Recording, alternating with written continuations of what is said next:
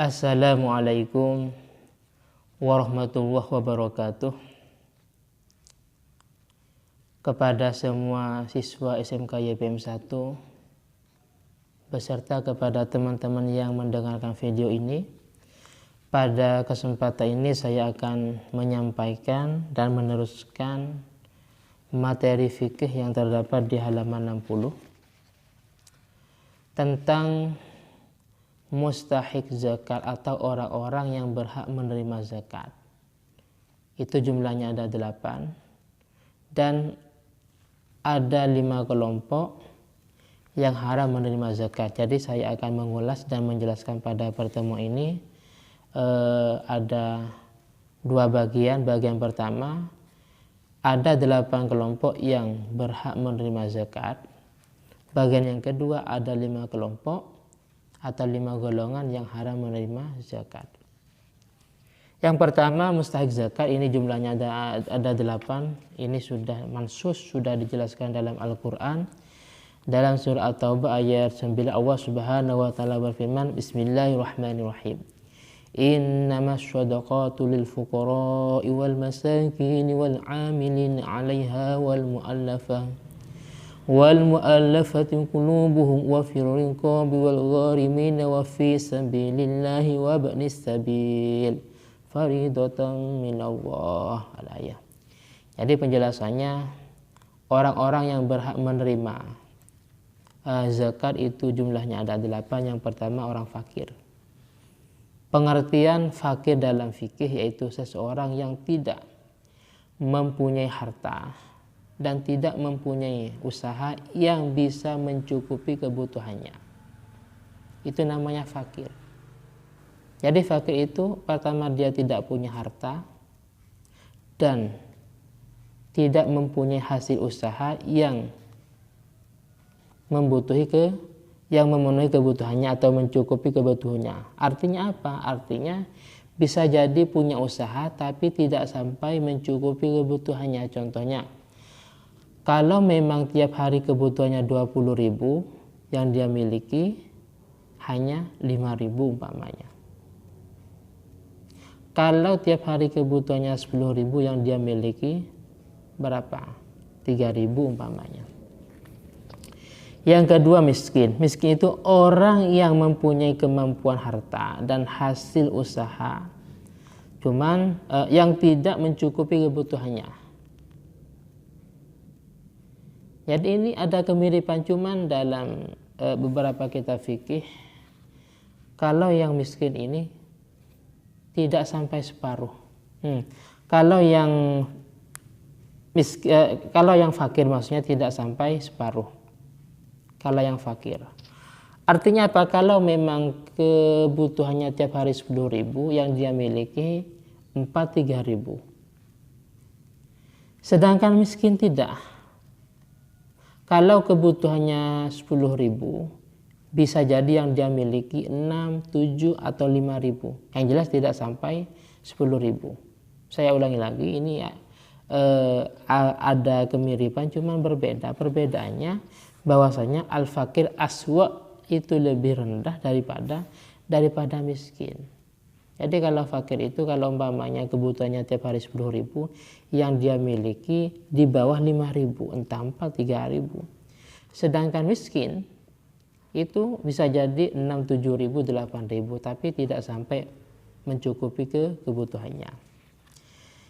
Itu sudah yang kelompok yang kedua. Yang ketiga itu namanya amil. Amil itu orang yang ditugasi oleh negara, oleh pimpinan, atau orang yang diberi mandat, dilantik oleh negara untuk mengumpulkan zakat dan membagikannya kepada orang-orang yang berhak menerima zakat.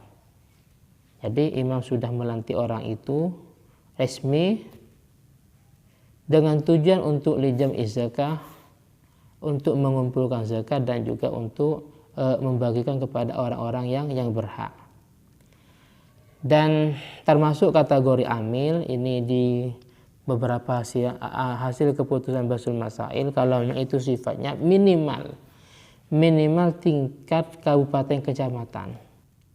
Adapun di bawah itu, di daerah-daerah itu, kalau biasanya di masjid amil zakat, amil penerima zakat.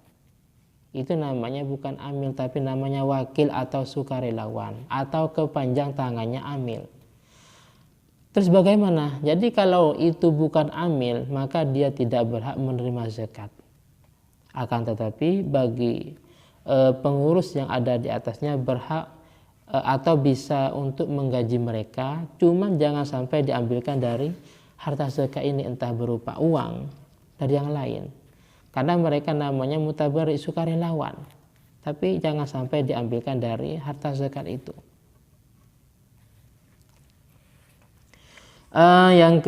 Yang keempat yaitu mu'allaf. Mu'allaf itu adalah orang yang man aslam, orang yang baru memeluk agama Islam sedangkan keyakinannya masih lemah. Jadi saya ulangi lagi, mu'allaf itu orang yang baru memeluk agama Islam sedangkan keyakinannya masih lemah. Wa niyatuhu dha'ifah. Oleh karena itu biar tambah yakin, biar tambah mantap, biar tambah kuat imannya, maka diberi zakat. Termasuk kategori mu'allaf yaitu kalau memang, jadi kalau memang orang itu ya kan, orang itu sangat berpengaruh, artinya ketika dia memeluk agama Islam ini berpengaruh kepada non muslim yang lainnya. Jadi ini diberi zakat. Kalau ini sudah tertarik pada Islam maka bisa jadi yang lain ini akan tertarik dan akan memeluk agama Islam. Alhamdulillah. Jadi orang yang seperti itu juga termasuk berhak menerima zakat. Selanjutnya itu budak atau namanya mukatab. Budak mukatab itu adalah budak yang dijanjikan oleh majikannya untuk merdeka, tapi dengan catatan harus melunasi dengan cara cicilan dengan waktu yang ditentukan. Jadi majikannya mengatakan, wahai budak, kamu bisa merdeka cuman harus melunasi sekian juta, dicicil sekian bulan atau sekian tahun pamannya. Jadi nanti kalau sudah lunas maka budak ini sudah merdeka, sudah lepas tanggung jawab daripada majikannya. Artinya apapun saja yang dia kerjakan itu berhak atau mempunyai hasil pribadinya. Karena kalau budak bekerja seperti apa saja, hartanya itu tetap punya majikannya. Selanjutnya gharim. Gharim itu orang yang berhutang untuk kepentingan umum atau lil islah, untuk mendamaikan. Toh sekalipun dia hakikatnya kaya raya. Jadi si A ini berhutang tapi dengan tujuan untuk mendamaikan antara dua kelompok yang sedang konflik. Jadi anggaplah masalahnya ada korban pembunuhan, sedangkan pelakunya ini yang dituduh antara kelompok A dengan kelompok B, antara masyarakat yang ada di desa A dengan masyarakat yang di desa B. Akhirnya bainal fi'atai, antara dua kelompok ini saling tuduh, saling konflik. Akhirnya ada pihak ketiga. Pihak ketiga ini lil aslah, datangnya untuk mendamaikan, membayar mereka, mengganti rugi mereka, memberi uang mereka dengan tujuan antara dua kelompok ini damai dan akur, jangan sampai saling tuduh. Jadi dia hutangnya bukan untuk kepentingan pribadi tapi untuk mendamaikan. Maka orang yang semacam ini toh sekalipun kaya raya berhak menerima zakat. Itu namanya gharim. Yang ketujuh yaitu sabilillah. Sabilillah itu kalau zaman dulu itu para pejuang atau orang-orang yang terdaftar di bala tentara, di prajurit perang. Jadi dulu itu kalau mau jihad, mau perang, terdaftar di Fidiwan, di buku perang, terdaftar. Absen sekian Ahmad, absen sekian Muhammad, absen sekian Bakar umpamanya. Terdaftar semuanya. Lah nanti kalau memang umat muslim menang, kalau menang, maka tentara perang ini berhak mendapat bagian daripada atau ghanimah umpamanya, daripada harta rampasan perang. Saya ulangi lagi, kalau memang nantinya umat muslim menang, maka tentara yang terdaftar ini mereka berhak menerima daripada harta rampasan perang. Terus lah tentara yang tidak terdaftar ini, yang tidak terdaftar di buku catatan perang ini lah mereka yang dimaksud sabilillah. Jadi mereka berjuang, berjihad, cuma tidak terdaftar, maka mereka berhak menerima zakat. Lah itu zaman dulu kan ada peperangan. Berhubung sekarang tidak ada peperangan, bagaimana? Maka ulama khilafiyah. Ada yang mengatakan yang penting sabilil khair, semua jenis kebaikan, entah thalibul ilim, orang yang menuntut ilmu, pelajar atau yang masih mondok, berhak menerima zakat atas nama sabilillah. Atau mungkin para kiai-kiai, cuman diusahakan kiai yang memang tidak punya gaji dari pemerintah, seperti kiai-kiai di pedesaan. Kalau di kota kan cair. Kiai-kiai itu berhak menerima zakat atas dasar sabilillah.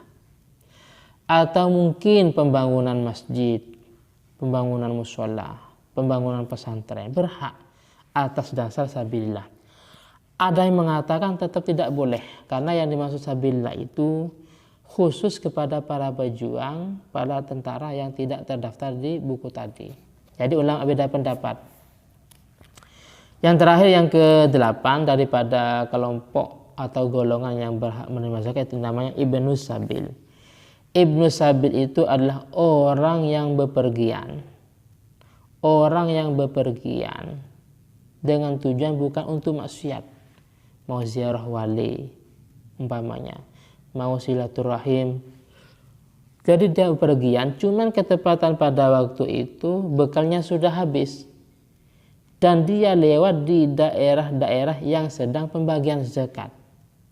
Saya ulangi lagi, Ibnu Sabil itu adalah orang yang bepergian atau musafir, entah ziarah wali, silaturahim, yang jelas bukan untuk bermaksiat, bukan untuk merampok, bukan untuk melihat hiburan umpamanya. Dan bekalnya sudah habis, dan ketepatan dia pada waktu itu melewati di daerah-daerah yang sedang pembagian zakat, maka Ibnu Sabil ini, musafir ini berhak menerima zakat. Tapi kalau seandainya dia untuk bermaksiat musafirnya, maka tidak boleh. Selanjutnya saya akan menjelaskan tentang ada 5 kelompok yang haram atau tidak boleh menerima zakat. Yang pertama, orang kaya. Jadi orang kaya tidak boleh menerima zakat. Yang kedua, hamba. Seperti tadi saya jelaskan, sekarang budak ini tidak ada. Semuanya sudah merdeka.